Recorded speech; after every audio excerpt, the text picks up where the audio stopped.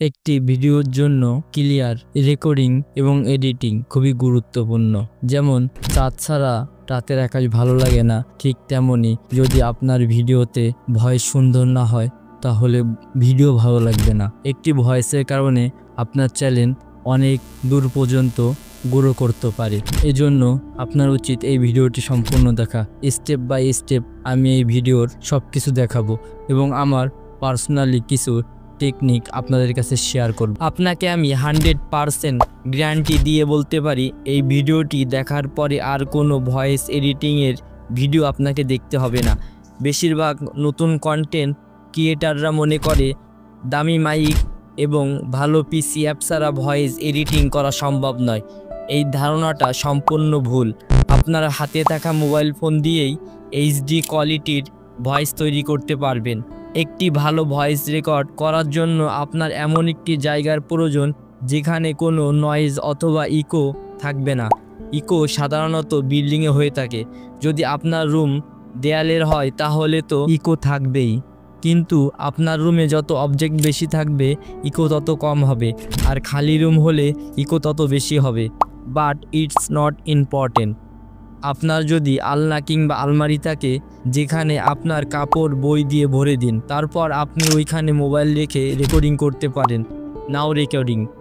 আপনি রাত হলেই নির্জন সময় সামনে স্ক্রিপ্ট নিয়ে রেকর্ডিং করতে পারেন, কিন্তু রেকর্ডিং করার সময় মাইক অথবা মোবাইলটি মুখ থেকে 2 অথবা 3 ইঞ্চি দূরে রাখুন।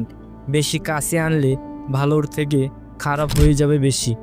আরেকটি কথা হলো, আপনার ডেইলি লাইফে যেমন কথা বলেন ভয়েস রেকর্ডিং করার সময় একটু এনার্জি নিয়ে কথা বলবেন, তাহলে দেখবেন রেকর্ডিংটা অনেক সুন্দর হবে। এবং আরেকটা দরকারি কথা বলে রাখি, আপনি রেকর্ডিং করার সময় একই কথা 2 বা 3 বার বলতে পারেন। একটি লাইন আপনি 2 বার বলতে পারেন, তাহলে যেটা ভালো হবে আপনি সেটা রেখে দিবেন এবং বাকিটা ডিলিট করে দিতে পারেন। এখন আপনাদের মনে প্রশ্ন জাগতে পারে, এসব করার পরে কি আমাদের ভয়েস প্রফেশনাল হয়ে যাবে? উত্তর হচ্ছে 60%। এতক্ষণ পর্যন্ত আমি যতগুলো স্টেপ বলেছি এগুলো ফলো করলে আপনার ভয়েস ওভারের কোয়ালিটি অনেক ইনক্রিজ হবে, কিন্তু বাকি 40% আপনাকে এডিটিং করতে হবে। নাও রেকর্ড করার পরে এখন এডিটিং। যদি সব কিছু মেনে রেকর্ড করার পরও আপনার রেকর্ডিংয়ে নয়েজ অথবা ইকো থাকে, তাহলে কোনো স্কিল ছাড়াই আপনি অ্যাডোবি ব্রডকাস্ট ব্যবহার করতে পারেন। গুগলে যে সার্চ করুন অ্যাডোবি ব্রডকাস্ট এবং আপনার ফাইলটি এখানে আপলোড করে দিন। এখানে আপনার ভয়েস থেকে অটোমেটিকলি নয়েজ রিমুভ করে দিবে, তারপরে ডাউনলোড করে নিন। আমি আপনাদেরকে একটি নমুনা দেখাচ্ছি।